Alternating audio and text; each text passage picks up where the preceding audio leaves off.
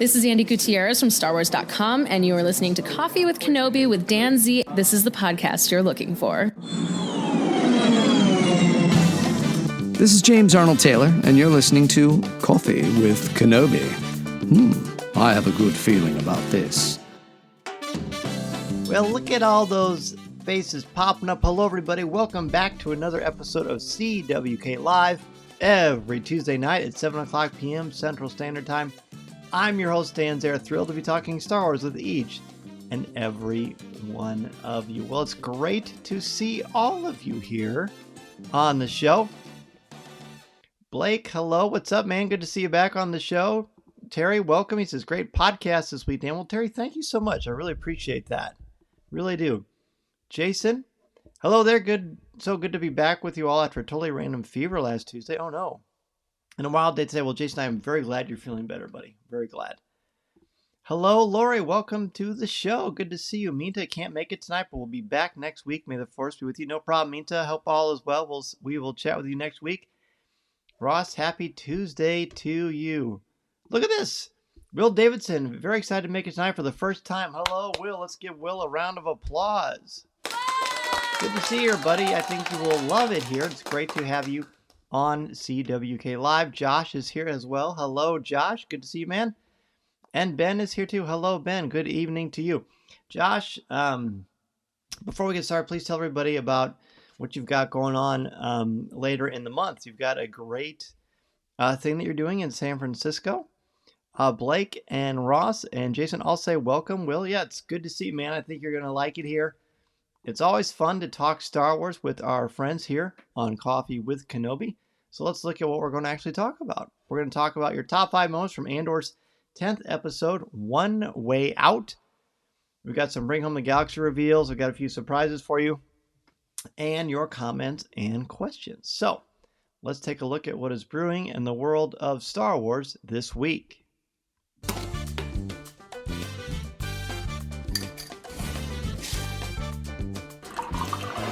And now, let's see what's brewing in the Star Wars universe this week. Yes, indeed. What is brewing in the world of Star Wars this week? Well, we've got some cool stuff. You know, every week we got Bring Home the Galaxy, the brand new... Well, it's not brand new. It's been about a month, because this is week 4 of new holiday merchandise, celebrations of new Star Wars action figures. There was some Halloween stuff. Now we're getting into the Christmas season, which is great. I asked Josh to tell us, and he said... I have 2 panels at Fan Expo San Francisco. One is Law of the Mandalorian at the Nerd Night panel and a Lawyer's Holiday Special. I mean, really, does it get better than that? And Josh is so talented. I'm sure you've heard the Legal Geeks before, but he is certainly someone to watch. He is a veteran of presenting all across conventions everywhere. So kudos to you, Josh. Well done, sir. All right, let's look at this new merchandise, shall we? So, Bring Home the Galaxy week, I think I said 4. This is what I'm most excited about. This is the vintage collection. It's a 2-pack. It is a 2-pack of 4-LOM and Zuckuss. And they have modified the packaging, I believe. The retro, it says vintage collection, but it's actually a mistake. I heard back from Hasbro to verify that. And that is confirmed. This is from the retro line. To give you an idea of what this is like... this is an Amazon exclusive. It goes on sale tomorrow. Tara says, yes, the complete ESP Bounty Hunter series. Exactly. So, let me switch my screen really quickly. So, when they did this before, it was, I think, in the summer, maybe, they had this. It was a Boba Fett and Bosk 2-pack. Now, there was already a Boba Fett retro one that came out. And so, this came out. And the reason I bought it, even though I already had Boba Fett, is I wanted to get Bosk in this retro line. I've said many times, the retro line is my absolute favorite. So I bought it. As you can tell, I haven't opened it yet because I kind of like this box. But I think I'm going to open it for you tonight. How about that? There's a little bit of tape here. So let's go ahead and open that up. Naturally. Yeah, the Empire Strikes Back figures bring back a lot of good memories. Josh says, I agree. I mean, they're very special. Very cool.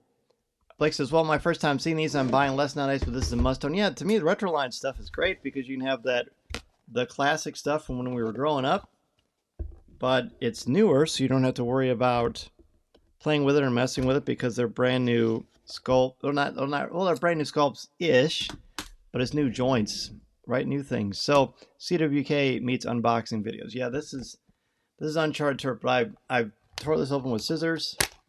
I don't think there's anything special going on in here. I think they're just in here together. Again, there's the box, which I really like. I'm gonna hold on to that for a little bit. So you've got Boba Fett. Again, the retro Boba Fett, which I already have. But I think I'm gonna open this one. I already have one of these, but I'm gonna open this one. I'm gonna bring it to school. We got a cool little collection at school, some action figures. And here's Bosk. Now I bought Bosk because I wanted him on card. And this is the situation we got going on. So I'm not a fan of that, but I've got two options. I've got three. I could complain, but that's not really my jam. Or I can put this down on the floor or a nice shelf, and I can take some really heavy books and put it on top, and it will flatten this, and it will be perfect. In fact, if I did it all week, I bet if I showed you this next week, it will look great. So that's what I'm going to do. So there you have it. The reason I'm showing you this is because that is what we've got, is what's being offered by Hasbro. That's going on sale tomorrow. You got Forlom and Zuckus. Mary is here. Hello, Mary. You are late, but no, it's good to see you. Ross's trash compactor. Yes. Ooh, what if they did re-release the trash compactor from the Death Star playset? So there's that. Goes on sale tomorrow. I will have an affiliate link posted in the CWK Cafe. This is something I know a lot of Black Series a lot of Black Series fans are excited about. These are the carbonized action figures. There was a difference in pricing. So these things are going to go on sale tomorrow. And it's a 2-pack exclusively on Amazon at 1 p.m. Eastern Time. So mark your calendars for that. This is going to be on sale for $69.99. These are the carbonized Royal Guard and TIE Pilot 2-pack. Yeah, they're very nice. Now look at just the pants on the Royal Guard are really cool. Josh says those are so beautiful. Yeah, they're really great. So this is something that Funko is doing, which I really like a lot. These are the Power of the Galaxy. And this one is Ahsoka. Obviously, Ahsoka Tano from the end of Star Wars Rebels. And this was revealed exclusively on Rebel Scum. I think, let me see if it's exclusively going anywhere. Let's see. It is Amazon exclusive. It's an Amazon exclusive. There you go. I believe that goes on sale tomorrow as well. These usually drop at about the same time, about 1 p.m. Eastern Time. Nice looking one. So this is from her universe. This is a V-neck. Let's see. What's the official title here? Let me pull this up for you. It was just dropped today. It's got the great starships on it, which is really nice. Ross says Ahsoka was gone in minutes earlier today. Oh, rats. Well, okay. Well, I guess that was already released. So I'm sorry that I missed that. But sounds like you did too, Ross. That's a shame. This is called the Her Universe Star Wars Silver Icons V-neck sweater. It is available now at Her Universe. The retail price is $54.90. Not too bad for a nice sweater. Ben said, so glad I recently made room in my office for more Funkos. There you go. This is the way, right? This is totally the way. Here's a really cool sweatshirt that was also presented today. The company for this, I'm pulling it up on my phone while I'm showing you this. This is from, come on, Zoom. This is called the Always Hungry hoodie. It is available now. And it is, let's see, where is it on sale for? You know what? I'm just going to post a link to it on Coffee with Kenobi's website. How about that? I think I'll do that. Ross says, well, there's a link from some outlets back to Amazon, so they were no longer available, so hopefully there are more tomorrow. Yeah, we'll keep our eyes open. I'll let you know if I hear anything. And then we've got some snow gloves. I only posted the Imperial ones, but you've got Mandalorian ones. You've got some Rebel ones. They're really, really nice. Very, very warm. You got the Velcro at the bottom because you don't want to be going down the slopes or sledding and then get snow down your sleeves. That's no fun. So there you have it. And by the way, I realized that last week we were talking about the reveal of the Darksaber going on sale at Shop Disney. These are the Legacy lightsabers that you can purchase typically at Galaxy's Edge at Doc Ondar's. And I said, well, I have one, and I was going to show you, and I forgot. So here it is. This is the Dark Saber. It's a very, you can't tell, or maybe you can, but it's very heavy. It's like a very heavy, nice, I know, I'll try to, see, it's made of a nice, solid metal. The blade does come out, which I'll show you, but I think what you really want to see is in here is this.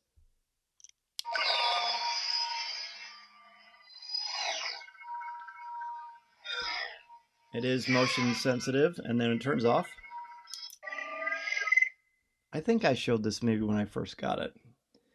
You push this button back here, and the blade actually comes out, and then it comes with a display stand, so you can display it. But it's super cool. I need to get a different camera. Am I now the ruler of Mandalore? Well, I didn't fight anybody to get this thing, which is probably good because I don't think I would have won. Now, if they would have challenged me to translate Shakespeare, I think I'd have a good shot. But hand-to-hand combat, not really my jam. An excellent question. Like Josh said, great weight and it is well balanced too. Yeah, I figured you guys had it. It's very well balanced. Legacy lightsabers are always really, really stunning. So good. So good. All right, let's do it. Let's jump into talking about Andor. I know that is our main category for today. Top 5 moments from Andor, One Way Out. This is the episode we have been waiting for because this 3-part prison arc has been a stunner. A gamut of emotions, mostly on the dark side and a lot of depression, but also a lot of excitement and tension. It's just a masterclass in storytelling. So we need to really dive into this episode, and there's no better place to do it than on CWK Live. So we're going to give you our top 5 moments from Andor, One Way Out. I look forward to seeing what everybody has to talk about with this. So Mark Suter and Ross Holleben. Ross, who's here now, join me to talk about it on Coffee with Kenobi this week, as Terry kindly mentioned earlier. But now it's your chance to weigh in as well. Number 5 for me, I put sparing the troops. Wait a minute, did I put the right thing? That doesn't sound like what I put before. Let me see. Yeah, it is. Okay, yeah. So at the beginning of this one, I think it's important. It's really more in the middle, actually. So Cassian and his crew and Kino have got all these Imperials captured. There are 2 left. They shoot one to make a point. Kino does. Then there are a couple left, and they never kill them. They don't even bother them. They just run off and leave them. I think that's so important because they don't opt for violence to try to make their point, even though they have every reason to be angry. The fact that they spare them, to me, shows that they are not evil. They are desperate. They are frustrated. They're angry, and they've been horribly treated. But they're more interested in getting out. They're not murderers. They're not savages. And I just think that's a really important thing. So we can see in this very gray arc, this very gray series, there's not clear-cut good, and there's definitely clear-cut evil, but there's not clear-cut good. Not really. Maybe Marva, I would say. Or perhaps Bix to a degree. But just having that out there, I think, is really important. Okay. Number 5 for Josh, the acting. There are 3 Emmy-worthy performances. Undoubtedly. I hope that the Emmy, the folks who vote on the Emmy don't sleep on this episode or this series because it's terrific. Mary also has Darksaber. I thought so. Mary has a really good collection. Terry, number 5, Kino's empowering speech of One Way Out. Tremendous. Absolutely tremendous. Ben's 5, small detail. I like that. When the lights go on to start their shift, Cassian is wide awake. He's been thinking about the jailbreak all night. This is like their Christmas morning. It's true. And he didn't even, was he able to sleep? He was just very fired up. Good catch. Will, number 5, Kino's moment of decision. No one is getting out. That was like a stunner too, wasn't it? Because you realize this is serious. It's now or never. Ross is 5. We need heroes, Lonnie. And here you are. Luthen to his ISB mole that can't break his vow. That speech is probably going to come up a lot, as I'm sure you're not surprised, Ross. Aaron is here. What's up, Aaron? Good to see you, buddy. Always great to see one of the co-hosts of Star Wars Reactions and one of the original co-hosts of Rebels Reactions, Aaron Harris. Great to see you, man. Ben said, that is my honorable mention, Will. Cool. That's cool. See? All working together. Jason's 5. The caliber of acting in this series is outstanding. It's on full display in this episode. Yeah, it's very good. It's very, very good. Okay, I don't think I missed anybody. If you come up with one, please chime in here and let me know. Let's go to number 4, though. Number 4 for me is I can't swim. Mary says no one is getting out, then changes to one way out. Ooh, I know, isn't that funny? 5 for Lori was the breakout. Mary, I knew that was your 5. No worries. I put I can't swim. I just think it's interesting and important that you're not going to have it totally feel good, right? So of course, after we get through all this and Kino is ready to escape, suddenly you realize I'm at the top of this massive precipice and there's nothing but water and I can't swim. Now what? I mean, look, am I happy about that? No, but I just think it just keeps it in tone. You're not going to have it super sunshine and rosy. It's consistent with the story they're trying to tell and the emotions, kind of keeping everybody in check a little bit because the Empire's still very much there. I just thought it was just poignant and very notable, a really brave story choice. The easy thing to do would be have everybody get out and everyone sing and run into the sunset and whatever, but that's more along the lines of the tone of the series. 4 for Josh, no one is getting out. Kino telling the prisoners the situation. That's that great speech that was referred to earlier. Terry's number 4, Mon Mothma's lonely struggle to raise funds for the rebellion and what extent she's asked to do so. That is a jaw dropper, which we'll talk about later. Ross is 4. Kino's continuous moments of being brought back to the harsh reality of the situation they are all in before and after the escape begins. Exactly. Terry says, I can't swim was heartbreaking. It was. But we don't know where Kino is, so hopefully we'll see him again. Lori's 4 is Kino's speech, aided by Andor. Yeah, I like how he kind of coached him from the sidelines, so to speak. Jason's 4, Mon Mothma's simultaneous display of strength and calm on one hand, and vulnerability and fear on the other. Genevieve O'Reilly is awe-inspiring to watch. If I ever get a chance to interview her again, after seeing this whole series, come on, there's so much. She's brilliant. Ben's 4 is overall the intensity. I was shaking with nervous anticipation the whole time. The reason why? They have no plan. Usually the antagonist has one and they tell us, but not here. None of this episode felt predictable. And I think that's so awesome because the whole thing was unpredictable. And they had nothing to lose in their minds, which made them dangerous. Mary's number 4, Monte and Davos' conversation was so creepy. He wants an introduction between his son and her daughter. Mon's discomfort at that is so hard to watch. Extremely. As and on the captions, I said this on Coffee with Kenobi last week. It says shudders when Mon Mothma's sitting there by herself. Will's next one, the Scuzzy Coruscant Underworld, made me think about the lost live action series. It never was. And you wonder how much that inspired some of this. I mean, it stands to reason that that's very possible. So that's a good catch. Aaron's 5 was Mon Mothma's banking issues, and his 4 was a soundtrack which is absolutely moving. It's so good. In fact, I am going to have the composer, Nicholas, is going to be joining me on Coffee with Kenobi very, very soon. So we're going to talk about the music of Andor with him, which is going to be great. All right, I think that's everybody for number 4. Let's see. Yes. Thanks, Aaron. You're going to love it, buddy. You're going to love it. All right, let's go to number 3. Number 3 is Luthen's monologue. Look, I know it's going to be really high on a lot of people's list, and I think it's tremendous and powerful. And Mark Suter pointed out a lot of great lines from it, as did Ross this week. I'm putting it 3 because it's a monologue. I think, like the English teacher me, I think it read more like a Shakespearean soliloquy where a character is on stage and they just share their innermost thoughts and feelings to the audience, but no one in the story can actually hear it. But it's very powerful and gives you insights. Even though Lonnie was there listening, he was listening. But this was really more of a monologue. It was one-sided, him spilling his guts and sharing with us, an audience, how he feels. And it was really extremely well done, very well acted, very well written. It was probably the least believable thing as far as how it sounds, because people don't usually talk like that, but it doesn't matter. It just doesn't matter at all. This is Star Wars, and it's gripping. It's again, more master classes in acting and lighting and directing and presentation.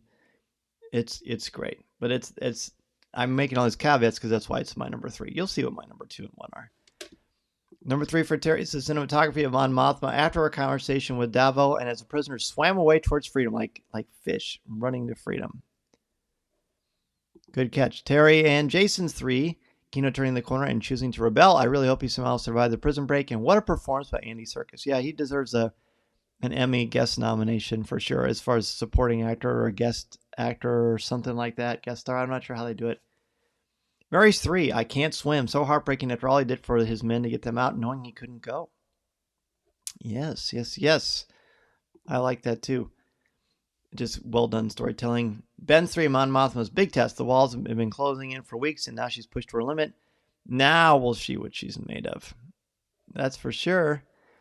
Will's 3, Mon Mothma showing her steel, an offer she can refuse. I know. It's like gangster stuff, isn't it? Number 3 for Josh, Mon. Powerful performance reacting to her daughter being reduced to a transaction fee for the rebellion. It's not pretty. It's goes. I mean, I don't think anybody can really understand that unless they're parents. It's tough. Ross's 3. That's the first untrue thing you've said. Davos' reaction to Mon Mothma saying she will not consider his proposal of introducing his son to her daughter, and that's when you pointed out so well on Coffee with Kenobi this week, Ross. And I'm glad to see it came back here. Aaron, Luthen's speech, Lani's speech was moving and visually stunning. Yeah, gorgeous, absolutely gorgeous. Lori's 3, Mon and Davo. It's upsetting. Perrin's been talking with Davo already. She wants better for her daughter, but she's probably going to do it. Oh gosh. I mean, can you imagine? It's really going to be interesting. We've only got 2 episodes left. Is that going to be enough to tell us what we're dying to know and what we're going to see? Let's go to number 2. Number 2 for me is, it made it too long, is you've made your point. So, I like this. This is when Mon Mothma is talking to Davo, and he's sort of working his, thug, gangster, I'm an eloquent man of impeccable taste angles. And she cuts him off and says, you've made your point. In other words, let's not do more dancing. We know why you're here. I don't trust you. This is no good. And then Davo says, everyone says you're very direct. I really respond to that. I really like that a lot. It just shows how strong she is now. She's not going to put up with pretense, which is saying a lot because her whole life is pretense, because she's trying to help create this rebellion and go against Palpatine and the Empire. So if she's over it and doing that pretense, it's serious. And again, the fact that she cuts him off the way she does, I just really like that. Boundaries are important, and Mon Mothma is excellent at it. Number 2 for Josh is Luthen's monologue, which I think we'll see, as I said, a lot. Terry's number 2, Lani as a mole, which is a nice surprise. Mary Luthen's speech to Lani. Oh, cool. Yes, see. Aaron's 2, Kino's speech to the prisoners, trying to get them to fight and escape. It's even more impactful knowing he can't escape himself. I know, and I posed this question. I wonder if he would do anything different if he knew what was going to happen at the end. I think he would have done exactly the same thing, but hard to say. Jason's to the depth of Luthen's sacrifice. Calm, kindness, kinship, love, inner peace. I burn my decency. We never saw the dark underside of the rebellion in the OT. It looks like we're making up for lost time in spades, right, Jason? Totally in spades. Yeah, you don't think of it that way, but yeah, it's much more rosy than it actually was. Ross 2, is that the best you've got? Cassian pushing Kino to release all of his emotions into the PA system to urge the prison break, which is awesome. Will's number 2, Andor being the catalyst for another rebel, supporting Kino to make the important speech rather than grabbing the mic himself. I love the way Kino parroted Andor's words. I know, and I like that Cassian didn't feel the need to take over. It's got to come from you, he says, and that was really cool. His leadership, I think he's a good leader because he doesn't want to lead, and I think that's important. Same with Captain America. Not that they're the similar characters, because they're not. Ben's number 2. The first follower is the most important leader. Cassian leads the prison break, but he knows that people will follow Kino Loy. That is why he made Kino's give the speech, which is a key to a successful breakout. Who knew Andy Serkis could inspire us as much as he scares us elsewhere? Oh, that's well said. Yeah, who knew? Indeed. He's a master, isn't he? But there can only be one number 1. What is your number 1 from One Way Out? Let's get a drum roll here. My number 1, and I'm not sure what yours is, but my number 1 is Kino Loy's speech. It's been said a couple of times, but I just love it. I love how it's created. I love how it's haphazard at first, but then he builds some emotion, and Cassian is coaching him from the sidelines, and then his anger and his passion just burst out of every pore of his body, and it makes this terrific performance. I would love to see the behind the scenes on this because it is absolutely wonderful. Just very good. Very, very good. Okay, let's see. Lori's number 2 was everyone waiting for Andor to show up at Marvis, but little do they know. Yeah, little do they know. That is, yeah, that's right. Josh is number 1. The entire breakout from attack to get on the tables to confronting the Imperial techs. The big speech were all excellent, and the gut punch of a can't swim. This might be the best written Star Wars story. I don't know that I could disagree with you. You could certainly put it right up there with the top of them. Terry's 1. Luthen's speech about what he has lost. The continued mystery behind his yet-to-be-revealed intentions. I know, I can't wait to find out what they are, if we do find out. Mary's 1. Kino's speech to the entire prison and how Cassian urges him on. During the scenes when everyone is running through the prison, there were a few bars of the music that reminded me of Ahsoka's theme. Oh, interesting, Mary. That's cool. Aaron's 1 is I can't swim. Such an emotional moment in Kino's journey. Such a gut punch. Hashtag Emmy for Circus. That is a hashtag I can certainly get behind. Jason's number 1. I'd rather die trying than to take them down than die giving them what they want. Love that line so much. What a jaw-dropping, powerful line and perfect delivery by Diego Luna. Hope this means he's taken a step towards becoming a rebel. I do too. Will's 1, Luthen's speech. The line others mentioned above. I burn my decency for a dawn I'll never see. It was amazing. What a great line. It's just perfectly delivered, perfectly written. Beautiful. Ben's 1. Everything. Luthen gives a poetic oration of the cost of leadership just after Kino Lloyd demonstrates it. The line, I burn my life to make a sunrise I know I'll never see. Paired well with Kino's I can't swim. Perfect storytelling. Absolutely perfect. Ross's 1. Let's see, there it is. Luthen's everything monologue punishing poetry in the raw side of the fledgling rebellion. Imagine the collection of visual highlights this can be used as a voiceover for. Oh, good catch. That'll happen too. Lori's next one is Luthen on the bridge. No handrails in Star Wars, the best visual in speech. Yeah, I know. Never any handrails. Never, ever, ever. Well, that was great. You all brought some wonderful highlights, and I love how, again, I think this is so cool about our community is that when we're talking about things we're passionate about, we may have similar beliefs or certain things, that we rank, but we all have different ways of explaining it. And that is why I love learning from all of you, because you all have unique perspectives that you bring to this table, our little coffee table here. And I love that. Absolutely love that. Well, to no one's surprise, next week, what are we going to talk about? Why, episode 11, of course. Top 5 moments from Andor episode 11 is going to be next week. And in the meantime, while we're waiting for that, let's jump into Ask Dan Z.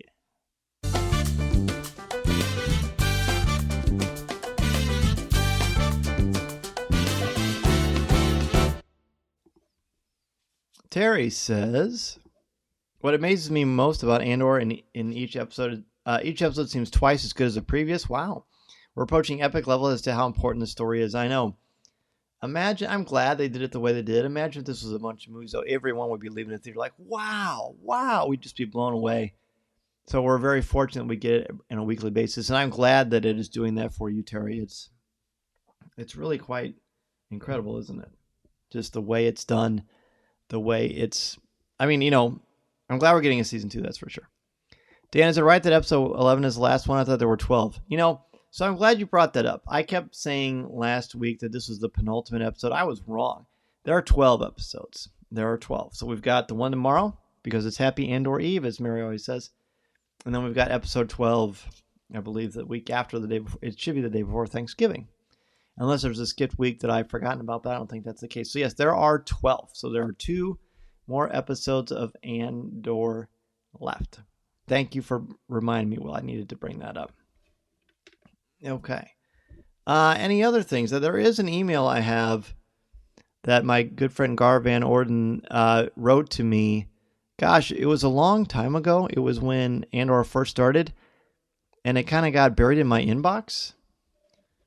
No skip. Next week is episode 12. That's what I thought.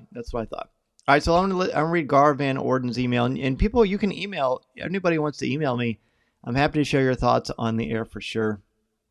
Ben says, do you know if any cool things are coming out from Tales of the Jedi action figures or Funkos?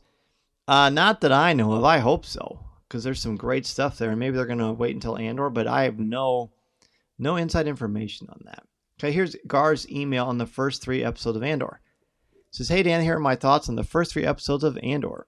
The first 3 episodes of Andor are a lot to process. It felt like a movie chopped up into 3 episodes. At first, I didn't actually like the first episode. I liked the second one all right. And then by the 3rd episode, I loved it. They really tied it all together at the end. Similarly, if they had released the first third of Rogue One as an episode, I probably wouldn't have liked it. But by the end of the film, it's like my favorite movie ever. Oh, I like this. This didn't really feel like Star Wars at first. It's dark, gritty, slow, deliberate, yet extremely intense. There's a lot of talking and not a lot of action and spaceships. It felt more like Blade Runner or HBO's The Wire. But it all comes to an exciting conclusion at the end of episode 3. The series here has a few interesting firsts. This is the first time we see a time code written on screen, 5 years before the Battle of Yavin, which, if you didn't know, is 5 years before the Battle of Yavin, of course. 5 years before the original movie, or also Rogue One. This didn't bother me. I just thought it was curious. Yeah, because they're pretty much back to back. The second first I noticed was this was the first time someone mentioned Calf on screen. Calf, if you didn't know, is coffee in the Star Wars books. I've heard about that.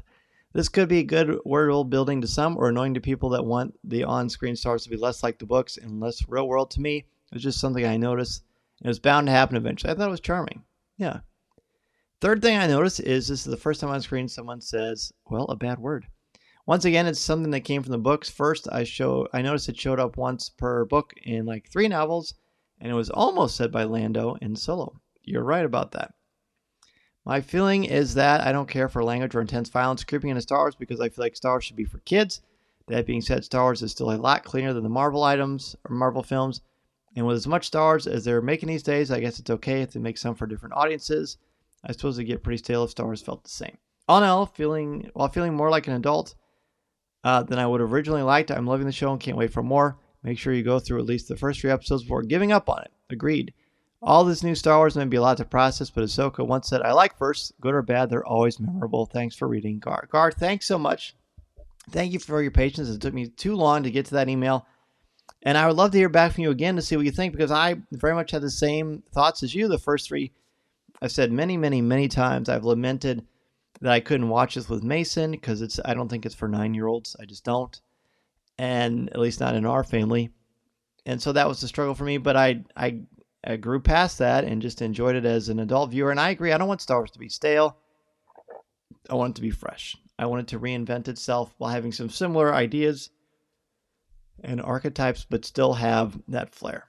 So yes, bravo. Thank you, Garn. Again, email me, danzy@coffeewithkenobi.com, or feedback@coffeewithkenobi.com, and I'm happy to share your emails here. Or you can just join us on Facebook Live and we can just chat. Lori says Grogu and the Dust Bunnies with a little bunny rabbit. That's fun. Is your hair getting long enough to be put in a parent ponytail, and will you cosplay him? So my hair is growing a little bit longer. That's kind of the plan. I don't really know what the ultimate is, but I just want to see what happens. Just doing some fun stuff. Blake, did you watch the Grogu short? And no, not a ponytail yet. Did you watch the Grogu short? I wish it was something more, but artistically it was wonderful. It was gorgeous. What a delight. What a delight. Lori says, I liked it, Blake. It's cute. It's a really fun little short. I think it was very clever. And Mary agrees, Blake, that Grogu short was adorable. Yes. Now, could we do a top 5 out of it? I don't think so.